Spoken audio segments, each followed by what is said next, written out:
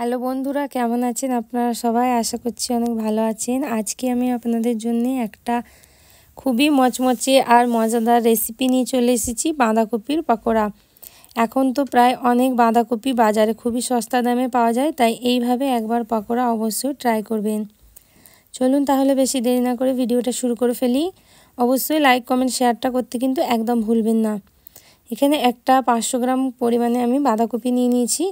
তো এটা আমি পুরোটা বানাবো না, 500 গ্রামে কিন্তু অনেকটা হয়। আপনাদের ঘরের ফ্যামিলি মেম্বার অনুযায়ী আপনারা পকোড়াটা তৈরি করবেন। তো চলুন সবার প্রথমে বাঁধাকপিটাকে এখানে কেটে নিচ্ছি 2 ভাগে। আপনারা চাইলে বটিতেও এটাকে কেটে নিতে পারেন। তো একদম সরু সরু করে বাঁধাকপিগুলোকে কেটে নিতে হবে। তো অবশ্যই বন্ধুরা, নতুন বন্ধু হয়ে থাকলে চ্যানেলটাকে সাবস্ক্রাইব করে সাথে বেলটা অন করে দেবেন, আর তার সাথে একটা লাইক করে দেবেন ভিডিওতে। আর যদি ফেসবুক পেজে আপনারা নতুন থাকেন, পেজটাকে অবশ্যই ফলো করে নেবেন। একদম সরু সরু করে এখানে বাঁধাকপিগুলো কেটে নেব। তো স্টেপগুলো আপনারা ফলো করে দেখবেন, আর ভিডিওটা কিন্তু আপনারা ফুল ওয়াচ করবেন, তাহলে কিন্তু আপনাদেরও একদমই পারফেক্ট এই বাঁধাকপির পকোড়াটা তৈরি হয়ে যাবে। তো আপনাদের একবার দেখিয়ে দিই যে আমি কতটা সরু সরু করে কেটেছি। খুব বেশি মোটা করে কাটলে কিন্তু এটা খেতে ভালো হবে না। তো দেখুন বন্ধুরা, ঠিক এরকম করে আমি সরু সরু করে এই বাঁধাকপিগুলোকে কেটে নিয়েছি। আপনারা আপনাদের অনুযায়ী একদম কুচিয়ে নিতে পারবেন, বা এরকম লম্বা লম্বা ধরনের আপনারা কিন্তু কেটে তৈরি করতে পারবেন। তো চলুন এইভাবে আমি যতগুলো আছে কপি সবগুলোকে কিন্তু এবার কেটে আমি প্রথমে আলাদা করে রেখে দেবো। তারপরে আমি আপনাদেরকে দেখিয়ে দিচ্ছি যে এটাকে কীভাবে আর কি কি এর মধ্যে লাগবে। তো এখানে আমাদের বাঁধাকপিটা প্রায় সব কাটা হয়ে গেছে। এবার আমি এখানে নিয়ে নিচ্ছি কিছুটা পরিমাণে কাঁচা লঙ্কা, আর কাঁচা লঙ্কাগুলোকেও ঠিক আমি এইভাবে কুচি কুচি করে কেটে নেব। আপনারা চাইলে বটিতে কেটেও নিতে পারেন, বা আপনারা গ্রেটারে গ্রেটও করে নিতে পারেন। তো আমি ছোট ছোট করে একদম টুকরো টুকরো করে কেটে নিচ্ছি। তো বেশি টুকরো টুকরো করে দিলে কাঁচা লঙ্কার ঝালটা খুব বেশি মুখে লাগে না, আর খেতেও কিন্তু খুব ভালো লাগে। দেখুন কাঁচা লঙ্কাগুলোকে একদম কিন্তু আমি এখানে টুকরো টুকরো করে নিচ্ছি। কাঁচা লঙ্কাগুলোও কাটা হয়ে গেছে। চলুন তাহলে চলে যাচ্ছি এবার নেক্সট প্রসেসে। অবশ্যই বন্ধুরা, যদি এখনও লাইক না করে থাকেন অবশ্যই লাইক করে দেবেন, আর সাথে চ্যানেলটাকে সাবস্ক্রাইব করে নেবেন এরকম ধরনের নতুন নতুন আরও রেসিপির জন্যে। তো আমার চ্যানেলে আরও অনেক রকমের বাঁধাকপির রেসিপি আছে, আপনারা চাইলে অবশ্যই গিয়ে দেখতে পারেন। তো বাঁধাকপির মধ্যে কাঁচা লঙ্কাটা দিয়ে দিচ্ছি, তার সাথে এখানে আমি দিয়ে দেবো 2টো বড় সাইজের পেঁয়াজ কুচি। আর এবার কিছু ড্রাই মশলাগুলো ব্যবহার করব।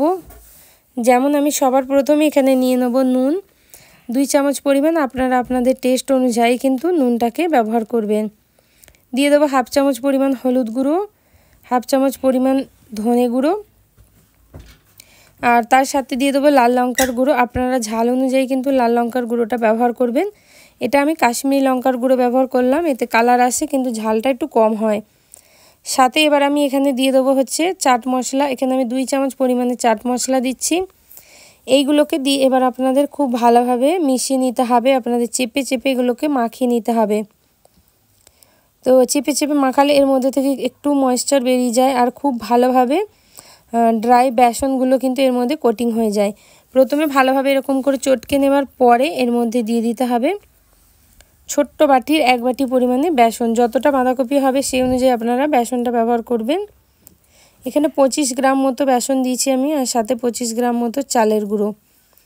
যতটা বেসন নেবেন ততটাই চালের গুঁড়ো নেবেন। খুব বেশি এখানে কিন্তু বাঁধাকপি অনুযায়ী বেসন আর চালের গুঁড়োটা ব্যবহার করবেন না, তাহলে কিন্তু এটা খুব বেশি মুচমুচে হবে না। বেসন কিন্তু অনেক বেশি লাগবে, তাই এরকম করে প্রথমে মাখিয়ে নেবেন। যদি ময়েশ্চারে না হয় তাহলে খুব সামান্য পরিমাণে জল দিয়ে এটাকে খুব ভালোভাবে আপনারা মাখিয়ে নেবেন। তো চলুন এইভাবে মাখিয়ে নিয়ে ডোটাকে তৈরি করে নিচ্ছি। যদি আপনাদের জল লাগে তাহলে দেবে, কিন্তু খুব অল্প পরিমাণে জলটা ব্যবহার করবেন। বেশি জল ব্যবহার করলে কিন্তু পাকোড়াগুলো খুব বেশি ক্রাঞ্চি হবে না, ভেতর থেকে একদম নরম হয়ে যাবে। আপনারা চাইলে কিন্তু জলের পরিবর্তে এখানে ডিমটা ব্যবহার করতে পারেন। ডিম দিয়েও কিন্তু আপনারা এটাকে তৈরি করে নিতে পারেন। তো এইভাবে মাখিয়ে নিলাম। মাখিয়ে কিন্তু এটা বাইন্ডিং এসছে নাকি একবার আমি চেক করে নেব। তো এরকম হাতে করে মুঠো করলেই দেখুন এটা কিন্তু আপনারা চেক করে নেবেন যে সুন্দর বাইন্ডিং এসে গেছে কিনা। অপর দিকে এবার একটা কড়াইয়ের মধ্যে সরষের তেল গরম করে নিয়েছি। পাকোড়াগুলো আমি সরষের তেলে ভাজছি, আপনারা চাইলে সাদা তেলও কিন্তু ভাজতে পারেন। এবার ছোট ছোট বা বড় বড় আপনাদের মন পছন্দ অনুযায়ী আপনারা ঠিক এর মধ্যে দিয়ে দিতে পারবেন। যতটা আপনারা চাইবেন ততগুলো পকোড়া এর মধ্যে দিতে পারেন।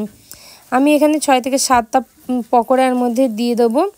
প্রথমে তেলটাকে হাই ফ্লেমে গরম রাখতে হবে, তারপরে কিন্তু লো মিডিয়াম ফ্লেমে আপনাদের তেলটা করে দিতে হবে।